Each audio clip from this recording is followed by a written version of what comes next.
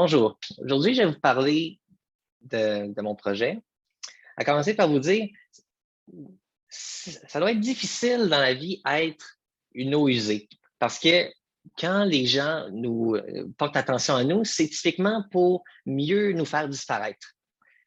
Mais on a un autre indésirable comme ça qui est entré dans notre vie dans les 2 dernières années, et c'est le virus du SRAS-CoV-2, qui lui aussi est détecté autant que possible dans la population pour éviter d'éviter sa propagation. Donc, c'est quoi le lien entre ces deux indésirables-là? C'est que le virus de la COVID-19 est présent dans les eaux usées. Donc, on est à une époque où il y a de moins en moins de tests cliniques qui sont réalisés, mais on peut être sûr que les gens, eux, vont pas arrêter d'aller à la toilette. Donc, qu'ils soient symptomatiques ou pas symptomatiques, s'ils ont le virus en eux, ils vont le déposer dans les eaux usées et nous serons en mesure de détecter ça à la station de traitement. Donc, ça devient une source de données indépendante qui nous permet de déterminer le statut de la propagation de la maladie dans la population. Et ça, c'est important parce que ça nous permet de déployer certaines ressources pour protéger la vie des gens. Donc, réserver des lits dans les hôpitaux, etc. L'avantage de la surveillance par les eaux usées par rapport à des tests diagnostiques, c'est qu'on a un seul échantillon pour une population entière.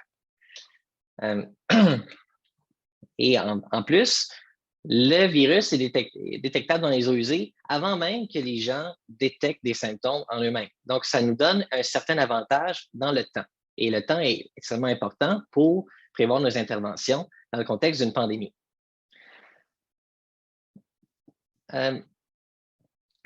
Maintenant, avec cette information-là, on veut être capable, donc, avec la mesure qu'on fait, de prendre des décisions dans la vraie vie.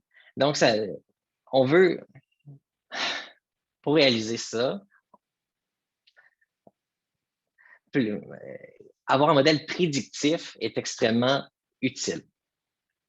Pour faire un modèle prédictif, on peut utiliser des modèles classiques qui sont mécaniques, qui utilisent la physique et la chimie, mais pour faire ça, ça nous prend des données extrêmement précises sur chaque bassin versant qui est utilisé, qui est mesuré. Et dans le contexte d'une pandémie, c'est si massif que c'est impossible de faire ça. Donc, on veut utiliser le pouvoir des données de l'intelligence artificielle pour créer des modèles généraux qui nous permettraient de faire des prédictions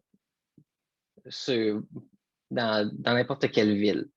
Donc, voilà mon projet de recherche. Merci.